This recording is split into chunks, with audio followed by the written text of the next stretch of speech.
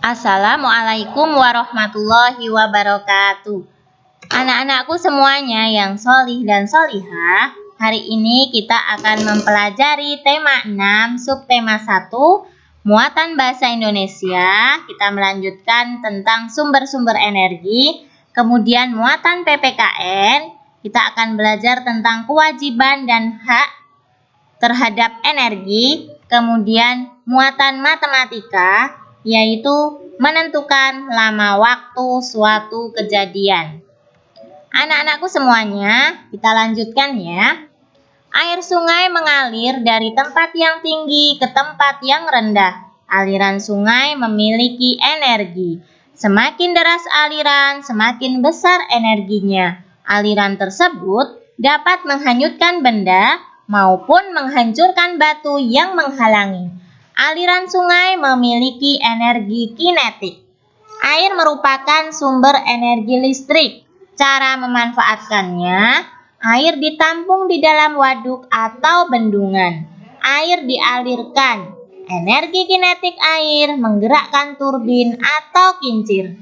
Gerakan kincir menggerakkan generator. Generator dapat membangkitkan energi listrik.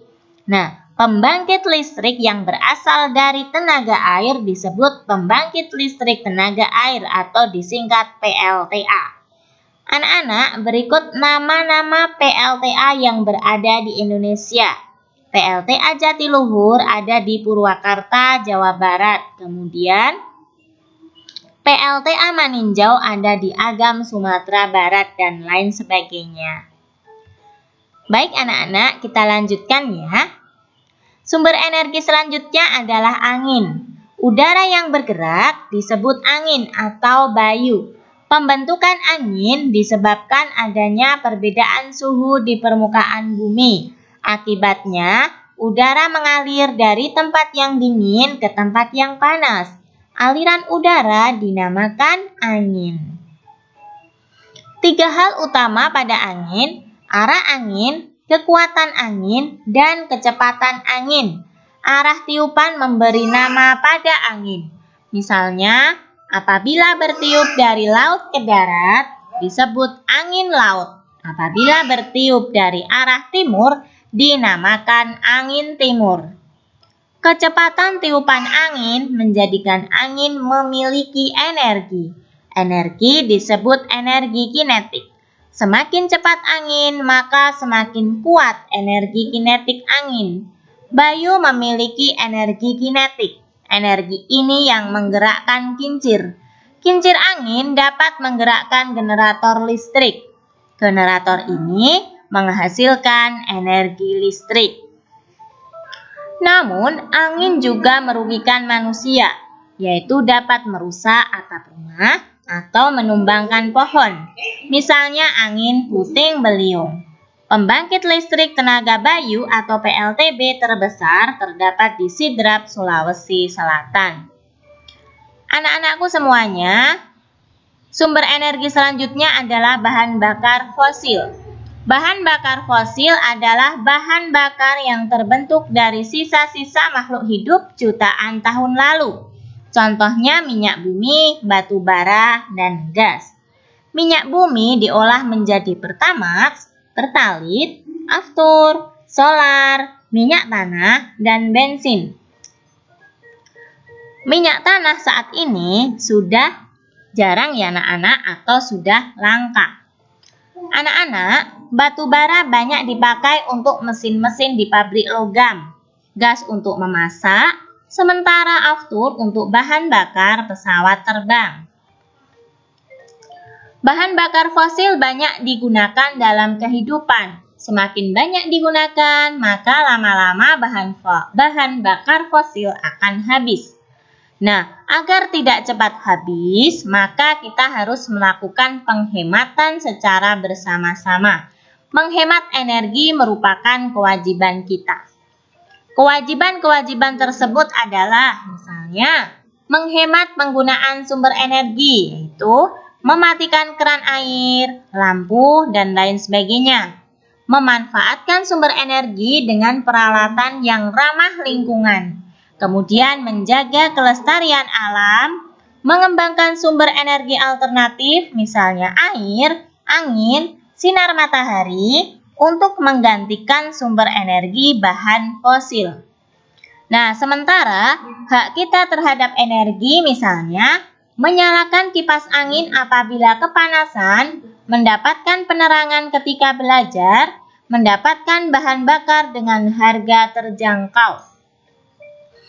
Anak-anakku semuanya, sikap kebersamaan diperlukan bukan hanya dalam menghemat energi, tetapi diperlukan untuk melakukan kegiatan sehari-hari.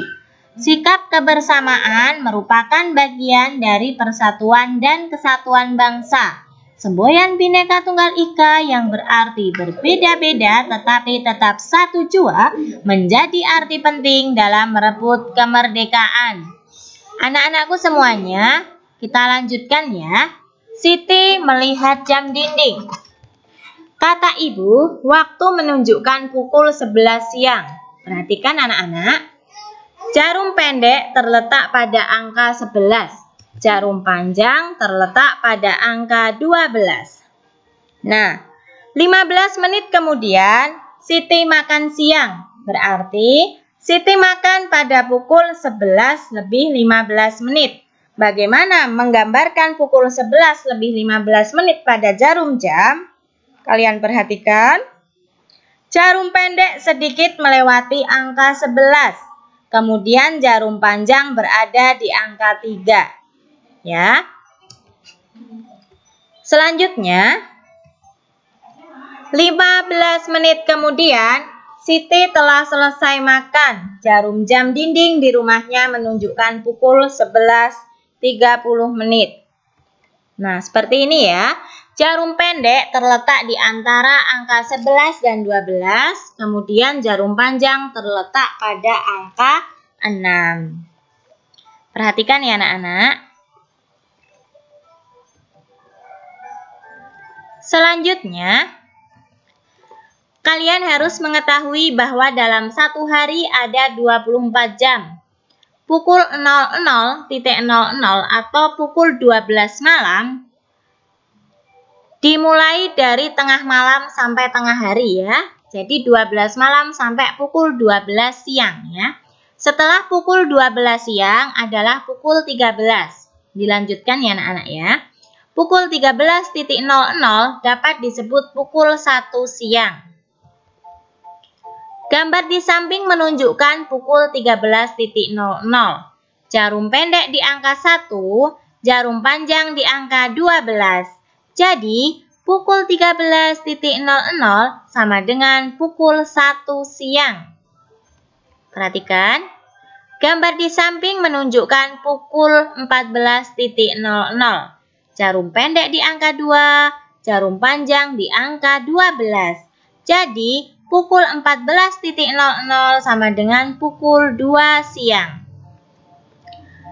Siti mulai belajar di sekolah pukul 7. Sekolah selesai pukul 12. Lamanya Siti belajar adalah berapa jam?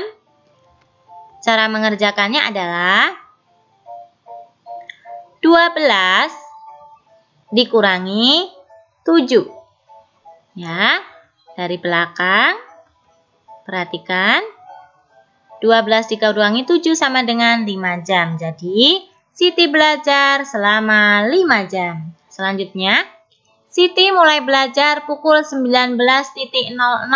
Siti selesai belajar pukul 21.00. Siti belajar selama berapa jam? 21 dikurangi 19. Dari belakang ya anak-anak ya. Nah, ketemu ya. Jadi, Siti belajar selama 2 jam. Alhamdulillah. Cukup sekian pembelajaran dari Bu Dewi. Semoga kalian paham ya. Apabila tidak paham, kalian bisa bertanya ke Bu Dewi. Assalamualaikum warahmatullahi wabarakatuh.